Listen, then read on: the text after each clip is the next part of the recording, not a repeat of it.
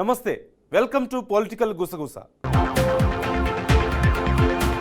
అన్న నందమూరి తారక రామారావు వర్ధంతి సందర్భంగా ఎన్టీఆర్ ఘాట్ దగ్గర జూనియర్ ఎన్టీఆర్ అభిమానులు ఫ్లెక్సీలు, బ్యానర్లు ఏర్పాటు చేశారు.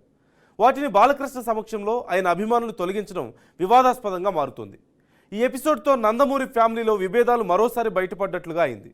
ఇప్పటికే జూనియర్ ఎన్టీఆర్ టీడీపీకి దూరంగా ఉంటున్న నేపథ్యంలో ఎమ్మెల్యే బాలయ్య ఆయన ఫ్లెక్సీలను తొలగింపజేశారన్న ప్రచారం జరుగుతోంది. దానిపై కొడాలి నాని వంటి వైసీపీ నేతలు రియాక్ట్ అవడంతో ఈ వ్యవహారం రాజకీయ రంగు పులుముకుంటోంది.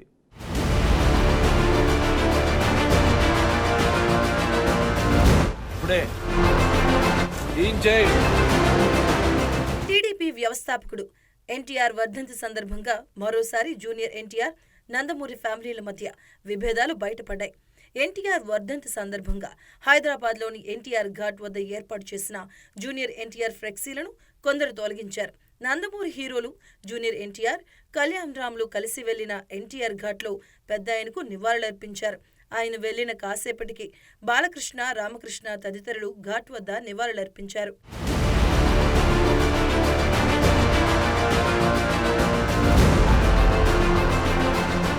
ఆ సమయంలో ఎన్టీఆర్ ఘాట్ వద్ద ఏర్పాటు చేసిన జూనియర్ ఎన్టీఆర్ ఫ్లెక్సీలను కొందరు తొలగించారు. బాలకృష్ణ చెప్తేనే ఆయన అభిమానులు జూనియర్ ఫ్లెక్సీలు తీసేశారంటూ ఓ వీడియో సోషల్ మీడియాలో వైరల్ అవుతుంది.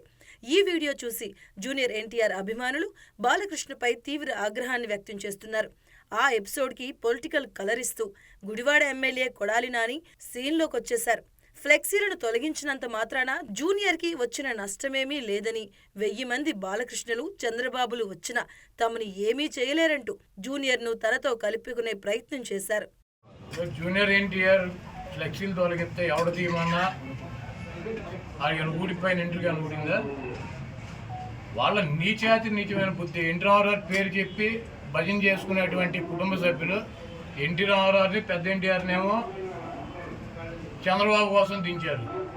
జూనియర్ ఎన్టీఆర్నేమో సిగ్గు లేకుండా బాలకృష్ణ మళ్ళీ అల్లుడి కోసం, ఈ లోకేష్ కుప్పుగడి కోసం సర్వనాశనం చేసేటువంటి కార్యక్రమం పెట్టుకున్నారు. ఇటువంటి బాలకృష్ణలో, ఇటువంటి చంద్రబాబు నాయుడు 1000 మంది వచ్చినా కూడా జూనియర్ ఎన్టీఆర్ ఊడిపోయినటువంటి ఇంటికి కూడా బేగలేదు. చాలా కాలంగా జూనియర్ రాజకీయాలకు, తన తాతయ్య స్థాపించిన తెలుగుదేశం పార్టీ కార్యక్రమాలు, వ్యవహారాలకు దూరంగా ఉంటూ వస్తున్నారు.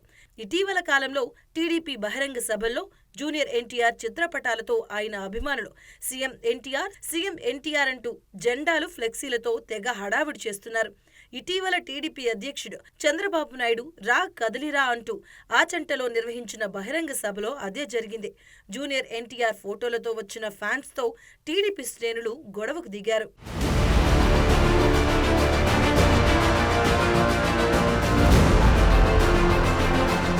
చివరకు మాజీ సీఎం చంద్రబాబు స్కిల్ స్కామ్ కేసులో అరెస్టు చేసినప్పుడు కూడా జూనియర్ ఖండించలేదు, కనీసం స్పందించలేదు.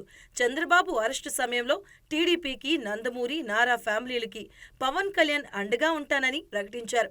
దాంతో తాత స్థాపించిన పార్టీకి అండగా ఉండని వ్యక్తిని ఆ పార్టీ జాతీయ అధ్యక్షుడు చంద్రబాబు అరెస్ట్ అయినప్పుడు నోరు మెదపలేదంటూ జూనియర్ ఎన్టీఆర్ని, కళ్యాణ్ రామ్ని మినహా అందరూ నందమూరి కుటుంబ సభ్యులతో పాటు టీడీపీ శ్రేణులు దూరం పెడుతూ వస్తున్నాయి.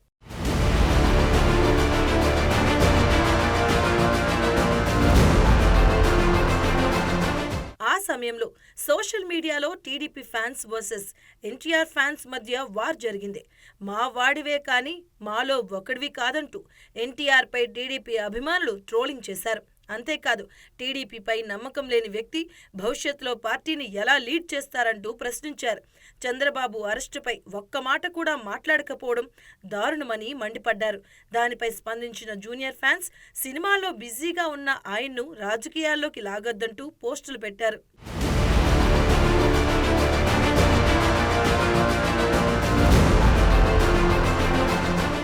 ఇప్పుడు హైదరాబాద్ వేదికగా మరోసారి బాలకృష్ణ, జూనియర్ ఎన్టీఆర్ మధ్య సైలెంట్గా జరిగిన ఫ్లెక్సీల వార్తో బాబాయ్ వర్సెస్ అబ్బాయి అంటూ మీడియాతో పాటు సోషల్ మీడియాలో వార్తలు సంచలనం రేపుతున్నాయి. మరి దీనిపై జూనియర్ స్పందిస్తారో లేదో కానీ ఈ ఎపిసోడ్ ఏపీ రాజకీయాల్లో వేడి పుట్టిస్తుంది. గుడివాడ నియోజకవర్గంలో చంద్రబాబు రా కదిలిరా సభకు పోటీగా ఎన్టీఆర్ వర్ధంతి పేరుతో హడావిడి చేసిన కొడాలి నాని ఫ్లెక్సీ ఎపిసోడ్లోకి ఎంటర్ అయిపోయి జూనియర్కు ఒత్తాస పలకడం హాట్ టాపిక్ అయింది ఇప్పుడు.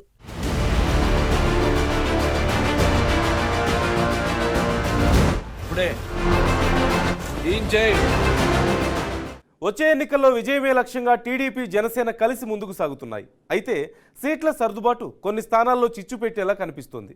ఇప్పటి వరకు సీట్ల సర్దుబాటుపై ఎలాంటి ప్రకటన రాకపోయినా పలానా సీటు టీడీపీకి, ఆ సీటు జనసేనకు అనే ప్రచారం మాత్రం జరుగుతుంది. మరోవైపు తెనాలి సీటు జనసేన పార్టీకే కేటాయిస్తారనే చర్చ సాగుతోంది. తెనాలి సీటు జనసేనకు వెళ్తే టీడీపీలో చిచ్చు రేగడం ఖాయమన్న అభిప్రాయం వ్యక్తమవుతోంది.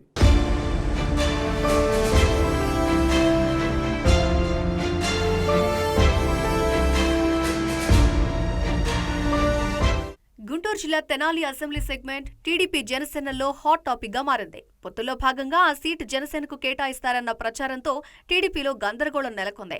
సీట్ల సర్దుబాట్లపై పార్టీలో అధికారిక ప్రకటనలు చేయకుండానే తెనాలి టీడీపీ శ్రేణుల్లో టెన్షన్ మొదలైంది. అక్కడ టీడీపీకి మాజీ మంత్రి ఆలపాటి రాజేంద్ర ప్రసాద్ పెద్ద దిక్కుగా ఉన్నారు. సీనియర్ నేత అయిన ఆలపాటి రాజా తొలిసారి 1994లో టీడీపీ నుంచి వేమూరు ఎమ్మెల్యేగా గెలిచి చంద్రబాబు మంత్రివర్గంలో పనిచేశారు. 1999లో వేమూరు నుంచే రెండోసారి ఎమ్మెల్యే అయ్యారు. 2004లో పరాజయం పాలైన ఆలపాటి రాజా 2009 ఎన్నికల నాటికి వేమూరు రిజర్వ్డ్ సెగ్మెంట్ అవడంతో తెనాలికి షిఫ్ట్ అయ్యారు. తెనాలి నుంచి 3 సార్లు పోటీ చేసి 2014లో విజయం సాధించారు.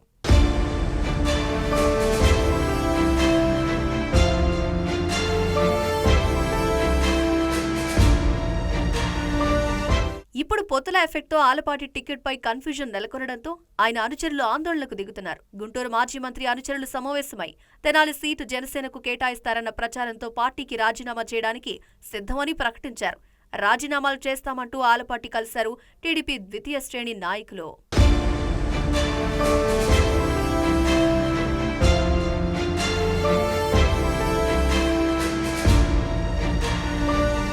వారం రోజుల నుంచి టీడీపీ నేతలు, కార్యకర్తలు, అనుచరులు మాజీ మంత్రి ఆలపాటి రాజాతో భేటీ అవుతున్నారు. తెనాలి సీట్ను జనసేనకు కేటాయిస్తే కనుక అక్కడి నుంచి జనసేన కీలక నేత మాజీ స్పీకర్ నాదెండ్ల మనోహర్ పోటీ చేయడం ఖాయం. ఆయన జనసేనలోకి రాకముందు 2004, 2009 ఎన్నికల్లో తెనాలి నుంచి కాంగ్రెస్ ఎమ్మెల్యేగా ఆలపాటిపై గెలిచి ఉమ్మడి రాష్ట్రానికి ఆఖరి స్పీకర్గా పనిచేశారు. అయితే అదే తెనాలి నుంచి 3 సార్లు పోటీ చేసిన ఆలపాటి రాజాకు నియోజకవర్గ వ్యాప్తంగా బలమైన క్యాడర్ ఉంది. దాదాపుగా 15 సంవత్సరాలుగా పార్టీ క్యాడర్ ఆయన సారథ్యంలోనే పనిచేస్తోంది.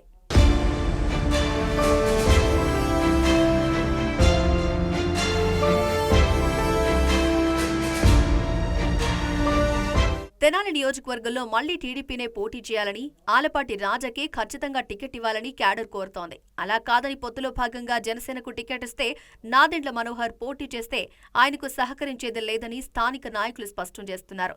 తెనాలిలో ఆలపాటి పోటీ చేయకపోతే పార్టీ తీవ్రంగా నష్టపోతుందని హెచ్చరిస్తున్నారు. అయితే తన అనుచర వర్గంతో సమావేశమైన ఆలపాటి రాజా పార్టీ ఏ నిర్ణయం తీసుకుంటుందో వేచి చూద్దామని సర్ది చెప్పారంటున్నారు. మరి చంద్రబాబు నిర్ణయం ఎలా ఉంటుందో, ఆలపాటి ఏం చేస్తారో చూడాలి.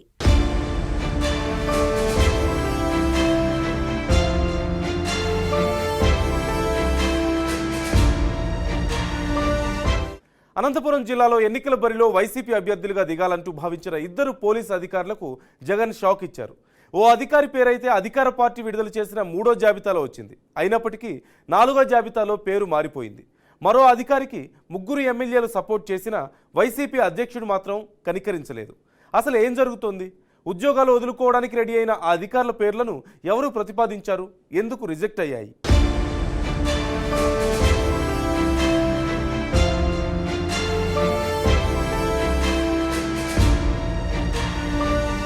అనంతపురం జిల్లాలో ఎస్సీ రిజర్వ్ నియోజకవర్గాల్లో అభ్యర్థుల మార్పుకు అధికార పార్టీ వైసీపీ సిద్ధమైంది. ఇందులో భాగంగా 2 పోలీసు అధికారులు ఆ రిజర్వ్ నియోజకవర్గాల నుంచి పోటీకి సిద్ధపడ్డారు. ముఖ్యంగా మడకశిర నియోజకవర్గానికి సంబంధించి కరోనా సమయంలో మడకశిర సీఐగా పనిచేసిన శుభకుమార్ ప్రస్తుతం సీఐడీలో పనిచేస్తున్నారు. చంద్రబాబు నాయుడు అరెస్టైన స్కిల్ డెవలప్మెంట్ కేసులో విచారణ అధికారిగా కూడా పనిచేశారు.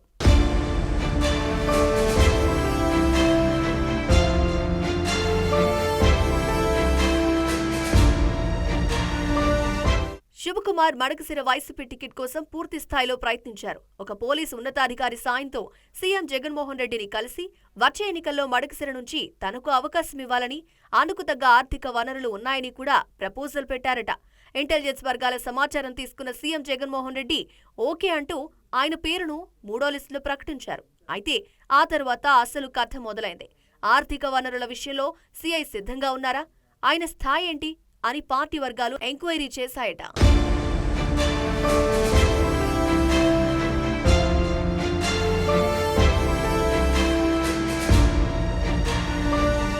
అదే సమయంలో మడకసిరలోని స్థానిక వైసీపీ నేతలు గతంలో సీఐగా ఉన్నప్పుడు ఆయన తమను ఇబ్బందులు పెట్టారని ఫిర్యాదులు చేశారట.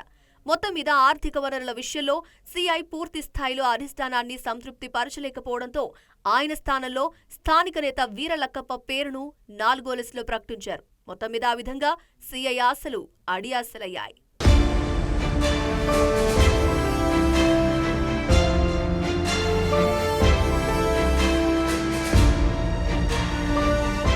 సింగనమల నియోజకవర్గం వైసీపీ టికెట్ ఆశిస్తున్న మరో పోలీసు అధికారి చిత్తూరు జిల్లాలో డీఎస్పీగా పనిచేస్తున్నారు. ఆయన తన స్వామి భక్తిని ప్రదర్శించుకోవడానికి యువగళం పాదయాత్రలో యువనేత లోకేష్ ను బాగా చికాకు పెట్టారు. మైక్ లాక్కోవడం, క్యాడర్ను దూరంగా తరమడం, ఓ నియోజకవర్గంలో అయితే పూర్తి స్థాయిలో యువగళానికి టీడీపీ కార్యకర్తలు తరలి రాకుండా ఎక్కడికక్కడ అడ్డుకోవడం కూడా చేసి అధిష్టానం దృష్టిలో పడ్డారు. ఇదే సమయంలో సింగనమల నియోజకవర్గంలో సిట్టింగ్ ఎమ్మెల్యే జొన్నలగడ్డ పద్మావతికి వ్యతిరేకంగా ఆ నియోజకవర్గంలో పట్టున్న తాడిపత్రి ఎమ్మెల్యే పెద్దారెడ్డి, సీనియర్గా ఎమ్మెల్యే అనంత వెంకట్రామిరెడ్డిలు చక్రం తిప్పారట.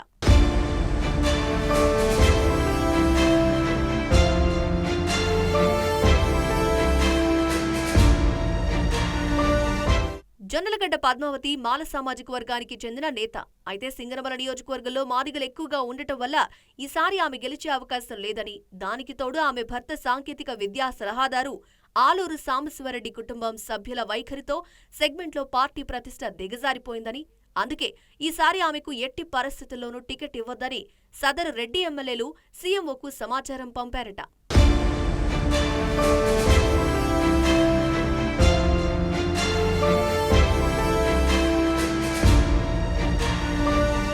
ఆ క్రమంలో ఎమ్మెల్యే పెద్దారెడ్డితో పాటు అనంతరామరెడ్డి, ధర్మవరం ఎమ్మెల్యే కేతిరెడ్డి సైతం చిత్తూరు డీఎస్పీకి టికెట్ ఇవ్వాలని ప్రతిపాదించారట. పోలీసు అధికారికి సపోర్ట్ చేసినప్పటికీ సీఎంఓలోని సీనియర్ అధికారులు మాత్రం ఆలూరు సాంబశివారెడ్డి అభ్యర్థి వైపే మొగ్గు చూపడంతో ఆలూరు సాంబశివారెడ్డి నియోజకవర్గంలో తన పట్టు కోల్పోకుండా తన దగ్గర పనిచేసే వీరాంజనేయులను తెర మీదకు తీసుకొచ్చి ఆయనకు టికెట్ ఇప్పించుకోగలిగారు.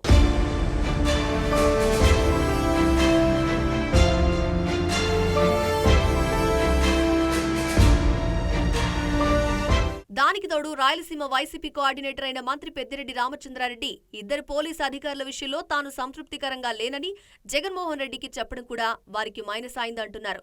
మొత్తం మీద రాయలసీమ వ్యాప్తంగా ఈ పోలీసు అధికారుల టికెట్ల అంశం పోలీసు వర్గాల్లో చర్చనీయాంశంగా మారింది.